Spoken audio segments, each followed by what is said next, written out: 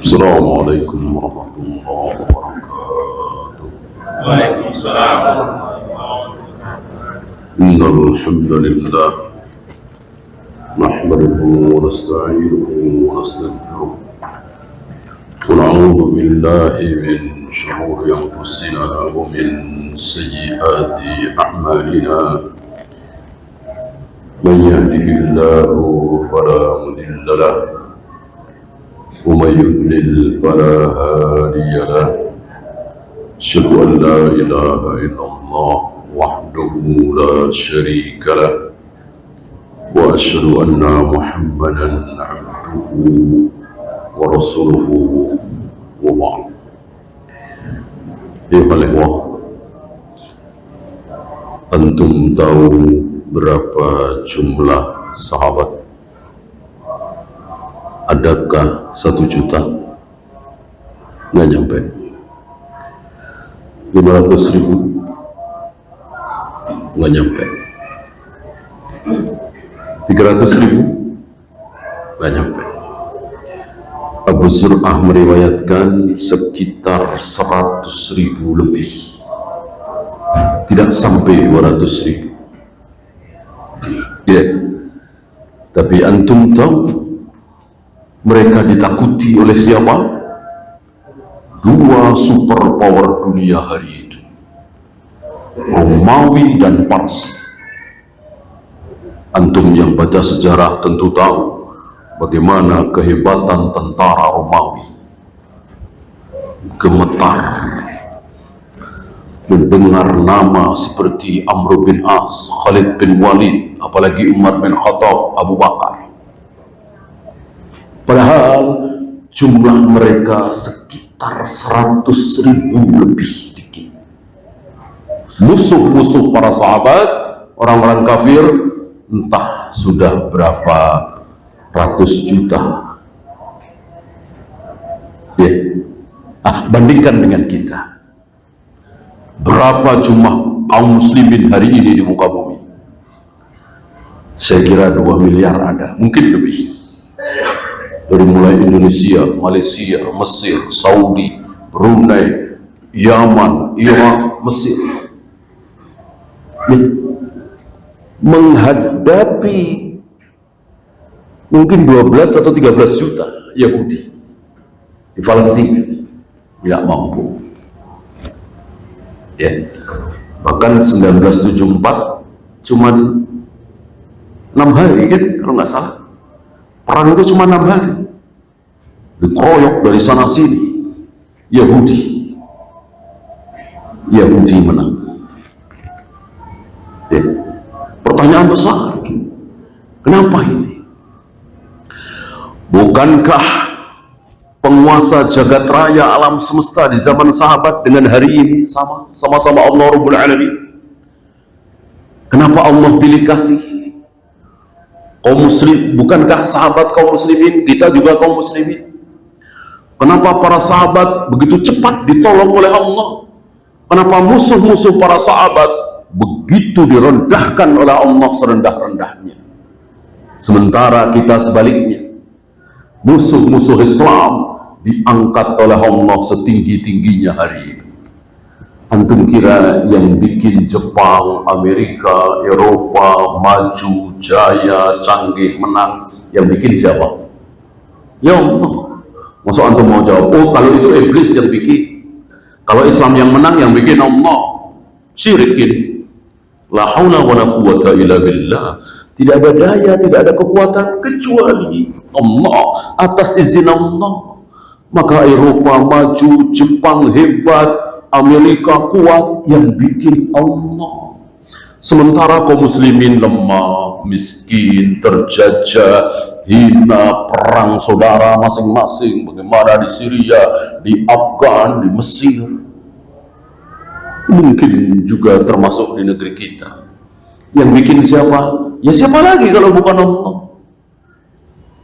Tentu tanda tanya besar. Kenapa sama-sama muslim, para sahabat ditolong setolong-tolongnya? Kita kaum muslimin juga kan, menyembah Allah juga kan, tapi direndahkan oleh Allah serendah-rendah. Kenapa ini? Nah, waktu yang tidak lama ini insya Allah kita akan bahas pertanyaan ini. Kenapa kira-kira? Ya. Jawabannya sudah ada. Maka nggak usah kita ngarang. Banyak para tokoh ngarang, oh karena kaum muslimin tidak menguasai ekonomi, oh kaum muslimin tidak menguasai teknologi, oh karena kaum muslimin tidak bersatu. Salah semua. Salah semua. Ada masalah teknis kecil. Intinya Allah mau apa enggak menolong kaum muslimin, kan gitu. Seandainya Allah mau tolong kaum muslimin hari ini, nggak usah nunggu tahun depan, bahkan nggak usah nunggu bulan depan, mungkin besok pagi Amerika hancur, Jepang habis, Eropa hancur, kaum muslimin ditinggikan oleh Allah besok pagi. Bisa nggak kira-kira? Cil bagi Allah. Allah nggak mau. Allah nggak mau. Kenapa Allah nggak mau? Nah, ini yang kita bahas. Kenapa Allah nggak mau? Bukankah orang Eropa nggak ada yang sujud, nggak ada yang mentauhidkan Allah, boro-boro mandi junub aja nggak pernah. Itulah orang-orang Eropa, orang-orang Amerika, orang-orang Jepang, boro-boro rukuk sujud, azan pakai speaker luar saja kan nggak boleh.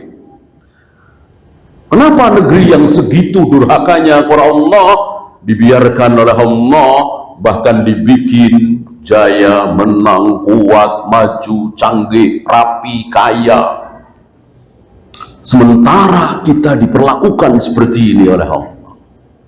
Ya, sekali lagi jawabannya sudah ada di mana kalau antum tahu? Di Sunan Abu Dawud. Sebetulnya di ayat ada, ya. Ini lebih rinci saja. Di ayat saya kira antum tahu ayatnya.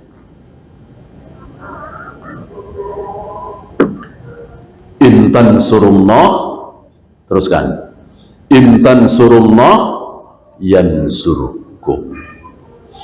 Allah pasti akan menolong kalian, pasti. Kalau kalian mau menolong agama Allah. Gimana Allah mau tolong kita? Kita sendiri nggak mau menolong agama Allah. Jangankan berjihad, menegakkan kalimat Allah, menolong agama yang ada di diri kita. Ya, dengar azan ke masjid, berat bagi kita. Ya, hampir setiap hari subuh kesiangan. Baca Al-Quran sudah jarang. Ya, bermain judi, asuransi, riba. Belum yang syirik, yang bid'ah. Itu di diri kita. Yang main dukun, yang main jimat, yang percaya dengan segala pengasihan, pelet, segala macam penglaris. Gimana Allah mau tolong? Kitanya sendiri tidak mau menolong agama Allah yang ada di diri kita. Menolong agama Allah dimulai dari diri kita. Sholat, puasa, zakat, haji. Jauhkan diri sejauh-jauhnya dari khamr, zina, judi, berbohong, korupsi. Ini pun jauh dari kita. Bagaimana Allah mau tolong kaum muslimin? Sementara bagaimana Allah nggak tolong para sahabat? Sahabat ini luar biasa. Ya. Begitu turun Al-Ahzab 59, An-Nur 31, perintah untuk memakai jilbab, menutup aurat. Itu wanita-wanita Ansor langsung menurunkan hordeng-hordeng. Kalau bikin jilbab kan kelamaan, pakai hordeng, diturunkan. Nggak ada hordeng lagi, dipakai hijab. Ini sahabat luar biasa, mereka sami'na wa ata'na. Begitu Allah turunkan haramnya khamr, rijsum min amali syaitan. Mulai hari ini khamr itu najis, perbuatan setan. Langsung mereka keluarkan simpanan-simpanan khamr, mereka tumpahkan ke jalanan. Padahal sebelumnya mereka luar biasa. Sepertinya hanya 4 sahabat yang belum pernah minum khamr. Selebihnya kita tahu bagaimana Abu Talha, bagaimana Hamzah minum khamr luar biasa. Mabuk itu hal yang biasa, masih halal waktu itu ya. Belum turun ayat tadi, rijum min amalis syaitan fajtanibu. Begitu turun ayat ini ayat ketiga ya. Ayat pertama kan masih belum haram, ayat kedua juga masih belum haram, ini ayat ketiga tentang khamr. Langsung mereka keluarkan simpanan-simpanan khamr mereka tuangkan ke jalanan dengan mengatakan, intahaina ya Allah, intahaina ya Rasulullah, cukup sampai di sini ya Allah, cukup sampai di sini ya Rasulullah. Cepat sekali taat. Antum dengar riba haram tahun berapa? Antum dengar asuransi haram tahun berapa? Antum tahu jual beli dengan 2 harga haram tahun berapa? Lihat kita ya, 2009 udah tahu kerja di bank itu haram, riba. Sekarang baru keluar, alhamdulillah ada kesempatan keluar, masih hidup ya. Tidak meninggal ketika kerja di perusahaan ribawi ya. Ya, saya bacakan, idza tabaya'tum bil 'ainati, apabila kalian sudah mulai berjual beli dengan cara ina. Panjang penjelasan tentang jual beli dengan cara ina. Intinya jual beli haram. Mungkin riba, mungkin goror, mungkin maisir, mungkin 2 harga, mungkin tipu-tipu, mungkin pokoknya jual beli yang haram. Sama antum tahu macam-macam jual beli yang haram ya. Berapa nih Pak? 1 juta. Isinya berapa? Nggak tahu. Boleh dihitung nggak? Jangan ya. Nanti kalau panen ini saya dapat berapa ya, terserah. Ini kan udah kelihatan nih kembangnya nih, rambutan atau mangga. Saya jual 1 juta. Mungkin dapat 10 ton, mungkin dapat 5 ton, mungkin cuma dapat setengah kintal, bahkan mungkin cuma dapat 5 kilo, 6 kilo. Apa namanya? Goror. Haram ya, masuk di aina atau riba ya. Sebetulnya uang kita di dia itu cuma 5 juta ya.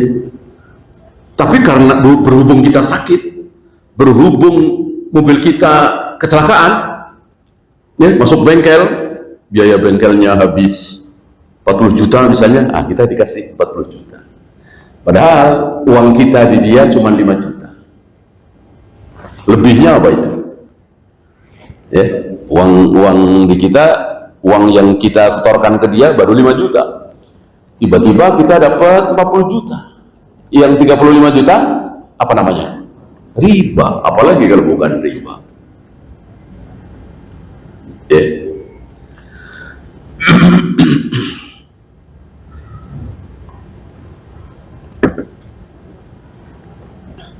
Ini yang pertama ya. Tidak usah kita panjang lebarkan. Intinya jual beli dengan cara haram. Apa saja, apapun pokoknya yang haram. Bisa boror, bisa maisir, bisa riba. Dan kalau antum tahu tiga-tiganya ada di mana? Ada di asuransi. Adakah asuransi yang tidak boror? Ada. Ya. Jadi saya setor setiap hari 150.000 ini Pak, saya dapat berapa nantinya? Nggak mungkin dia bisa jawab. Ya tergantung nanti lah. Tergantung nanti inilah gharar. Ya. Kecuali dia bisa jawab, ya, oh dapat sekian, nah, itu tidak gharar. Mana ada asuransi yang seperti itu, ya? Kemudian riba udah jelas tadi, kan? Nah, satu lagi maisir. Maisir kimar, bahasa kitanya apa? Maisir judi. Antum tahu sifat judi? Dia menang, kita kalah. Kita menang, dia kalah. Dia untung, pasti kita rugi. Kita untung, pasti dia rugi. Nggak mungkin dua-duanya untung. Kalau dua-duanya untung itu jual beli. Yang beli untung dapat barang yang dia inginkan, walaupun mungkin agak mahal, tapi dia puas. Yang jual untung dapat uang yang dia inginkan, itulah jual beli. Kalau asuransi tidak mungkin. Ketika kita baru setor 2 kali, berarti 150.000 kali 2, 300.000. Tiba-tiba kita sakit, biaya rumah sakitnya 30 juta, oh langsung dibayarin oleh dia. Nah, kita untung, dia rugi. Kita menang, dia kalah. Ya kan? Sebaliknya, kita setorkan 150.000 setiap bulan selama 15 tahun, kita nggak sakit-sakit. Tapi hilang duit kita, atau mungkin tinggal separuh, atau mungkin tinggal 60%. Dia untung, kita rugi. Dia menang, kita kalah. Judi kan begitu. Ya. Yang mudah saja ya, barangkali antum pernah ditawari ketika antum sudah mau naik pesawat, sudah ada di ruang tunggu, suka ditawarin asuransi. Kan nggak mahal, mungkin 200.000, mungkin 150.000. Apa jadi jaminannya? Kalau pesawat kecelakaan, meninggal, langsung ahli waris dapat 2 miliar misalnya. Kalau selamat sampai tujuan, ya hilang uang 150.000. Ya. Kita dari Jakarta mau ke Surabaya, sampai di Surabaya kita selamat, berarti kita kalah, dia menang, kita rugi, dia untung. Kira-kira nyesel nggak? Pas kita sampai Surabaya selamat, kita sudah ngasih 150.000 di Cengkareng. Nyesel nggak? Ya nyesel, tahu begitu mending kasih fakir miskin 150.000, ya kan?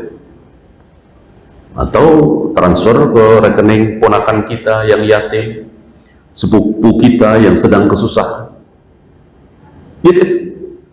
Nah, ini dia. Sebaliknya, ketika pesawat itu meledak di udara, kecelakaan, kita mati, ahli waris kita dapat 2 miliar misalnya. Ahli waris kita yang menang, dia kalah. Ahli waris kita yang untung, dia rugi. Begitulah judi. Ya. Ini yang pertama. Ya. Ada 4 di sini, tapi sekali lagi ini sekedar contoh. Dari 4 ini bisa menjadi 50, 60, bahkan ratusan. Ini 4 ini sekedar contoh. Yang pertama, idza tabayatum bil 'ainati. Ketika kalian sudah mulai berjual beli dengan cara inah, wa aqadtum adnabal baqar, dan kalian sudah asik memegang ekor-ekor sapi. Apa maksudnya? Ternak. Asik berternak. Bolehkah berternak? Tentu boleh. Tapi ini keasikan.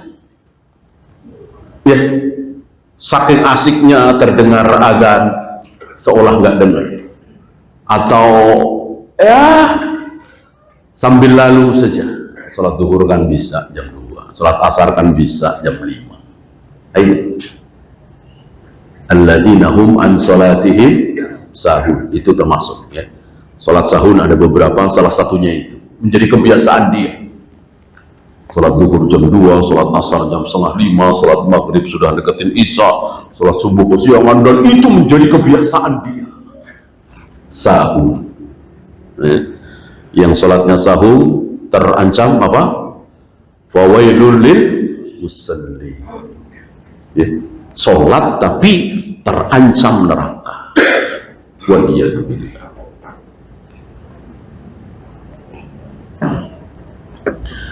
Waraditum bizar'i. Ini yang ketiga. Kalian bangga dengan zara'. Apa? Pertanian. Bolehkah bertani? Boleh. Halalkah? Halal. Tapi saking asiknya bertani, dibikin asik oleh setan, dibikin asik oleh iblis. Maka tadi terdengar azan seolah dia nggak dengar. Tidak menyisihkan harta untuk fakir miskin, karib kerabat, dan seterusnya. Intinya dunia. Ini bukan berarti kalau kantor enggak, pasar enggak, pabrik enggak, ya. Ini sekedar contoh saja. Pertanian dan peternakan itu intinya urusan dunia. Yang terakhir, yang keempat, wa taraktumul jihad. Lalu kalian meninggalkan jihad.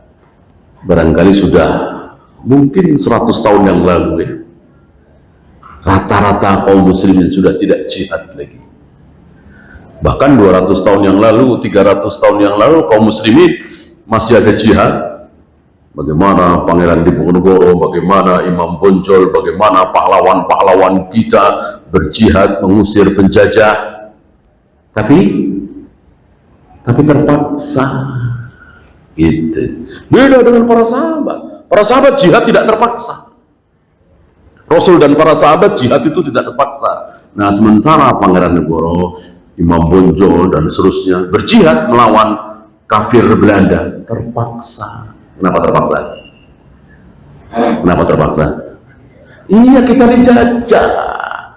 Kaum muslimin dijajah. Belanda kafir datang ke Indonesia, terpaksa kan? Apa para sahabat itu berjihad nunggu dijajah? Siapa yang jajah para sahabat? Ya, apakah jihad perang-perang di zaman sahabat itu selalu di dalam kota Madinah? Rasul dan para sahabat ketika jihad itu selalu mempertahankan Madinah? Cuman sekali, itu pun awalnya tetap berangkat. Cuman sekali perang yang terjadi di dalam kota Madinah, perang Parit, perang Khandaq atau perang Ahzab, yang Madinah atas usul Salman Al-Farisi dibikin parit, ya kan? Selebihnya dari Badar, Uhud, Yarmouk, Mu'tah, apalagi jauh dari Madinah. Berarti Rasul dan para sahabat diserang atau nyerang? Nyerang. Masa Rasul diserang kok ke Tabuk? Antum tahu Tabuk? Tabuk dekat kemana? Ke arah Syam, ibu kota Romawi. Ditunggu Heraklius oleh Nabi 20 hari kira-kira di Tabuk. Heraklius nggak berani datang. Ditantang oleh Nabi SAW untuk berperang, berjihad.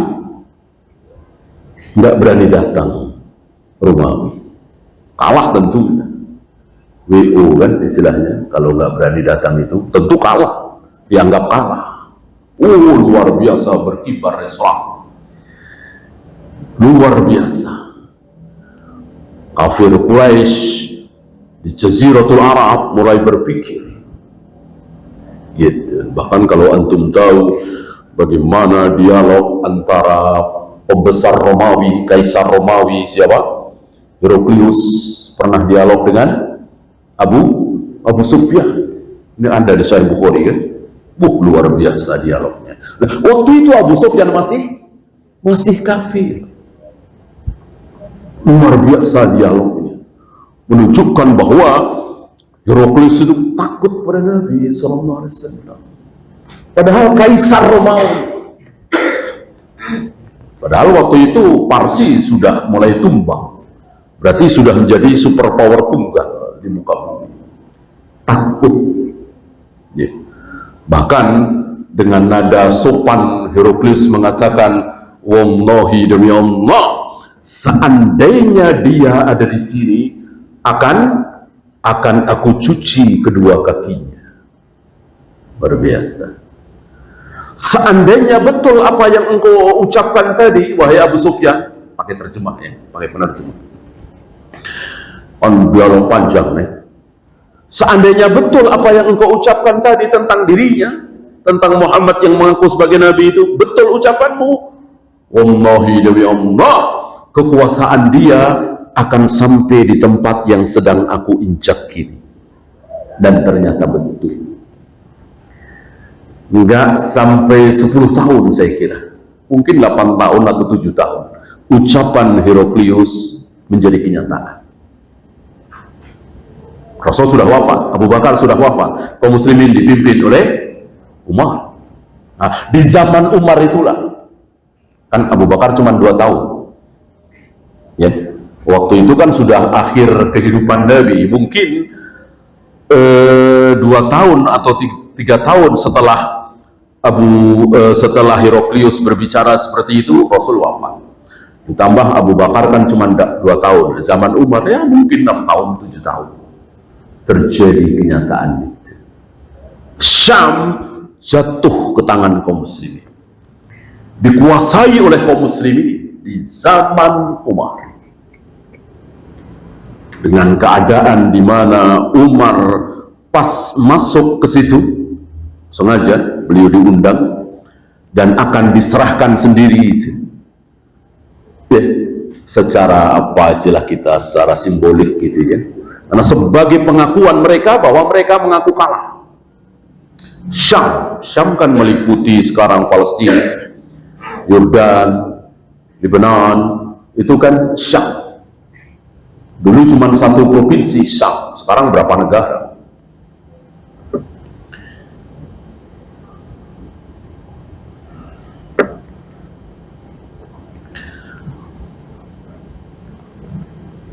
Baju Umar ada beberapa tambalan.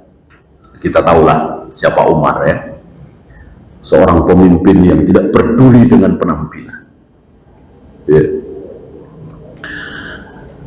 Abu Ubaidah bin Jarrah yang menyambutkan sudah datang duluan, pasukan kaum muslimin sudah datang duluan. Umar belakangan setelah dinyatakan kalah Romawi di Syam. Abu Ubaidah bin Jarrah menyarankan, ya Amirul Mukminin, alangkah baiknya kalau Anda ganti baju dulu, karena yang akan menyambut Anda ini luar biasa, para batrik, yang pembesar-pembesar Romawi. Marah Umar ya, seandainya bukan engkau yang mengucapkan itu, aku tampar. Umar marah, diberi usulan seperti itu. Engkau harus ingat, Allah angkat kita karena apa? Karena kita taat kepada Allah. Kita sami'na wa ata'na terhadap qala Allah wa qala Rasul. Setelah itu Allah angkat kita, maka haram bagi kita untuk merasa besar, merasa hebat dengan sekedar pakaian, kendaraan. Kita harus merasa besar dengan apa? Dengan kita taat kepada Allah dan Rasul. Jadi kalau ingin menang melawan musuh, jangan maksiat. Jangan maksiat. Umar pernah bersumpah ketika mau mengirim pasukan di bawah kepemimpinan Sa'ad bin Abi Waqqas dalam perang Qadisiyah. Wallahi, kemaksiatan kalian lebih aku takutkan daripada 100 pasukan musuh yang berkuda. Aku nggak takut. Ada musuh hari itu 100 pasukan berkuda luar biasa. Aku nggak takut. Yang aku takuti kalian bermaksiat. Kalau udah mulai menyelipkan sholat, apalagi sampai minum khamr, sampai berzina, sampai berjudi, jangan harap Allah akan berikan kemenangan. Sekarang terbukti. Gimana Allah mau berikan kemenangan kepada kaum muslimin, sementara kaum muslimin seperti ini, masjid-masjid kosong. Siapa yang berzina, yang jadi pelacur, yang korupsi di negeri kita inilah. Kita ambil contoh negeri kita ini, yang korupsi, yang pelacur, yang jadi germo, yang mencuri, yang jualan sekilo padahal cuma 9 on, 8 on. Mayoritas siapa? Kita kaum muslimin, ya kan? Mayoritas kita kaum muslim. Nah, maka jangan salahkan Allah. Jangan ngiri kepada para sahabat. Kalau para sahabat luar biasa ditolong oleh Allah, sementara kita dibiarkan seperti ini. Jangan terus kita menyalahkan, oh ini salah pemimpin nih, oh salah pemimpin. Jangan. Salah kita. Kenapa kita bermaksiat? Kenapa kita tidak taat? Kenapa kita berbuat bid'ah? Kenapa kita berbuat syirik? Ini yang terbesar. Jangan haraplah kalau sudah syirik. Kalau kuburan-kuburan sudah rame dikunjungin orang, bagaimana kuburan dikunjungi? Ya mending kalau kuburan terdekat kunjungi agar kita ingat mati. Ini yang jauh-jauh. Padahal berziarah kubur termasuk ibadah. Ibadah tidak boleh dengan safar, kecuali menuju 3 masjid. La tushaddur rihal illa ila thalathati masajid. Sahih Bukhari. Tidak boleh disiapkan perjalanan ibadah kecuali menuju 3 masjid ini. Di luar 3 masjid ini tidak boleh kita kunjungi, niatnya ibadah. Niat jalan-jalan malah boleh, niat bisnis boleh, niat dagang, niat sekolah boleh, niat sholat nggak boleh.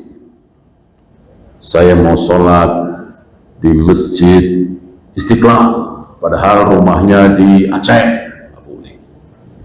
Saya mau iktikaf di Surabaya, padahal rumahnya Jakarta, nggak boleh. Yang boleh 3 masjid ini. Saya akan sholat di Masjidil Aqsa, boleh. Saya akan iktikaf di Masjid Nabawi.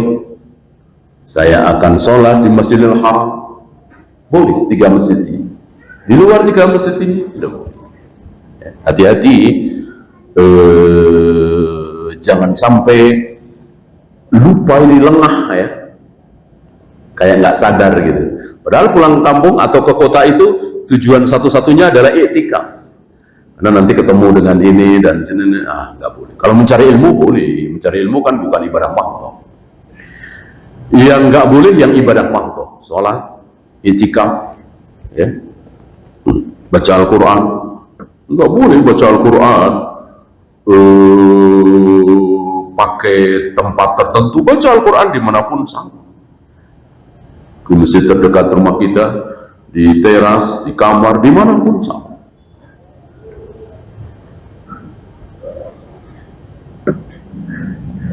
Nah, jika kalian sudah melakukan 4 hal tadi, tapi sekali lagi 4 ini bisa jadi 10, bisa jadi 20, bisa jadi ratusan. Ini sekedar contoh. Sallatallahu alaikum dhullan.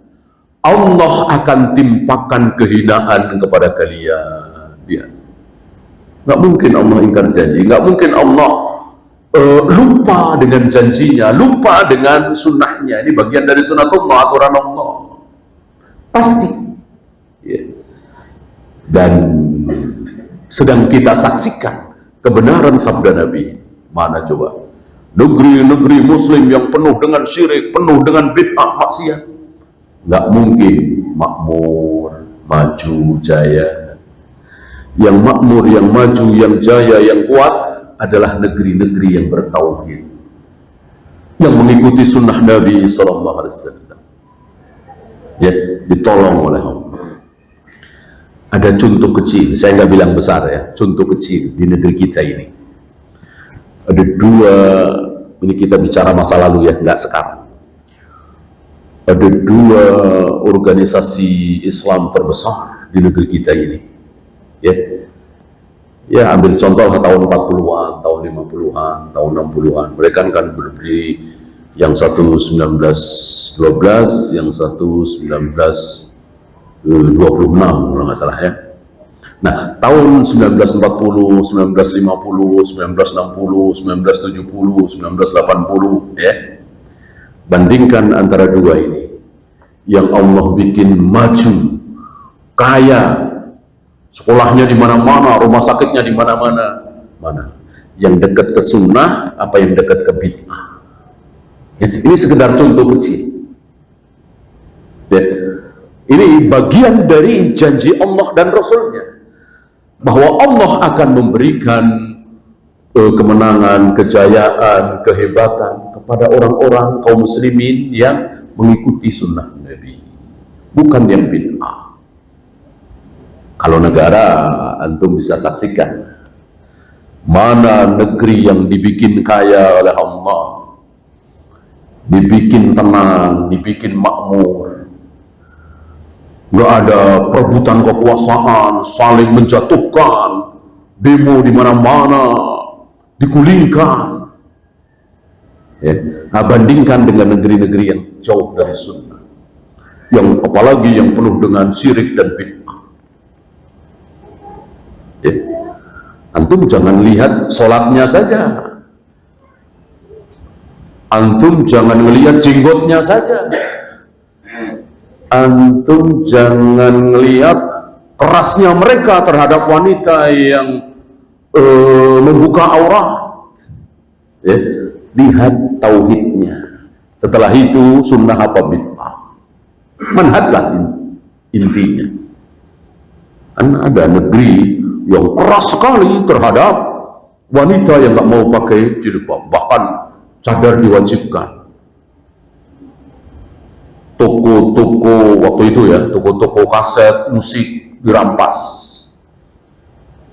Apalagi ya, artinya mereka keras sekali terhadap hal-hal fikih seperti itu. Benar tentunya, tapi mereka jauh dari tauhid, jauh dari manhaj yang hak, penuh dengan bid'ah. Nah, lihat keadaan mereka, tidak seperti negeri yang sunnah, yang mengikuti sunnah Nabi SAW. Maka persis seperti yang disabdakan oleh Nabi di sini, la yanzi'uhu ankum, Allah tidak mungkin cabut kehinaan kalian itu, hatta tarji'u ila dinikum, sampai kalian kembali kepada sampai kalian kembali kepada agama yang benar. Agama yang benar agamanya siapa?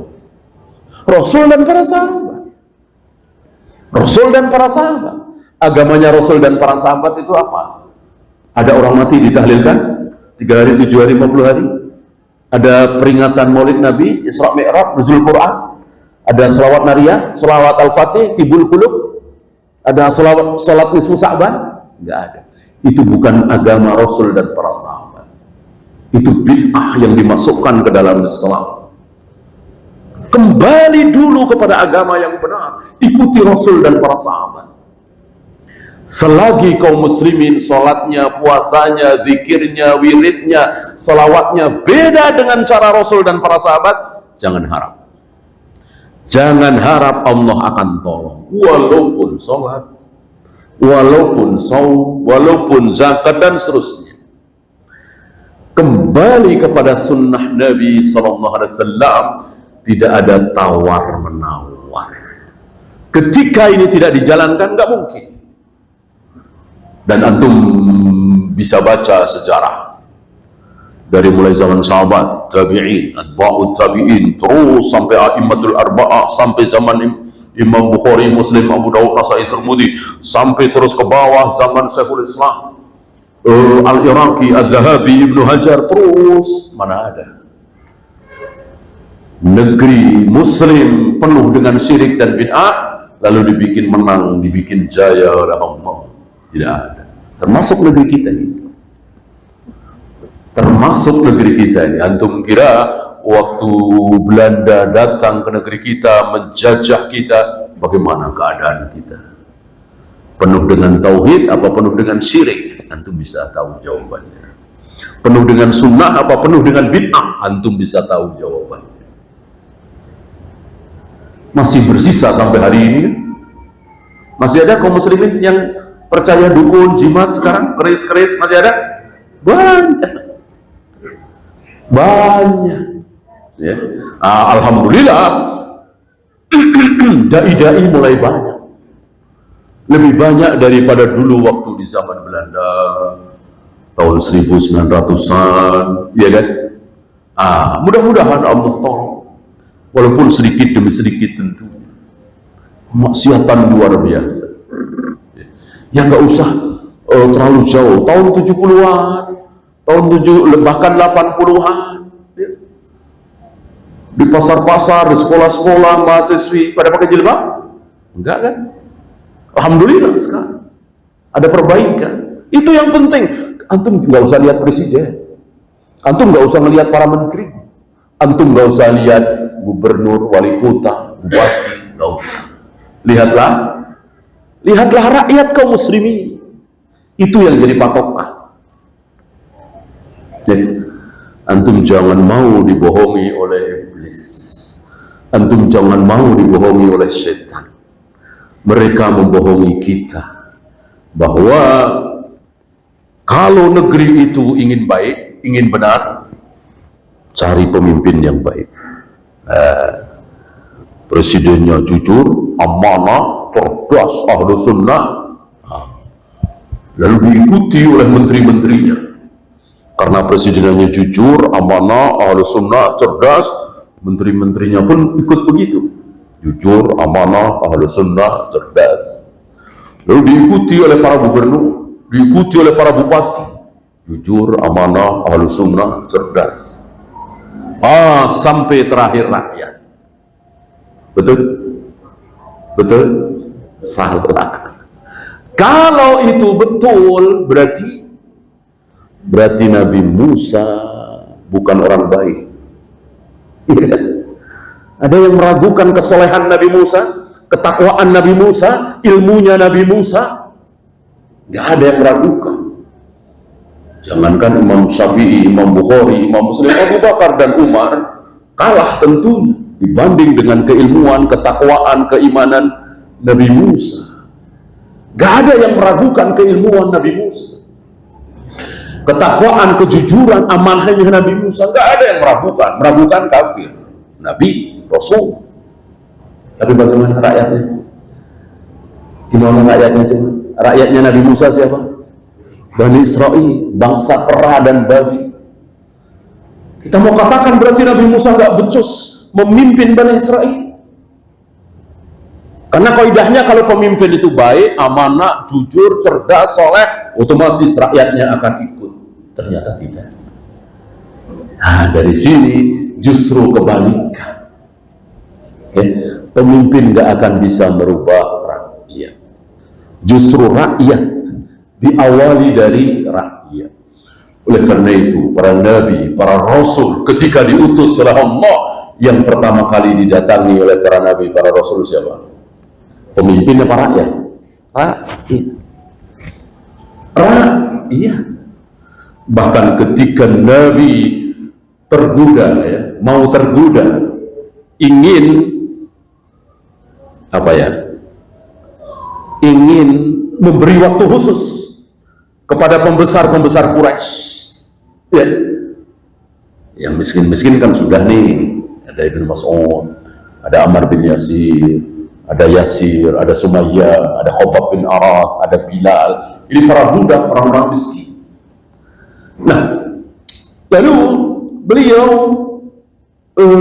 bagaimana yang kaya, yang pembesar-pembesar supaya dapat hidayah juga. Maka ketika beliau diminta waktu secara khusus oleh pembesar Quraisy, jangan campurkan dengan orang-orang miskin itu, Allah nggak terima. Allah tegur beliau. Ya.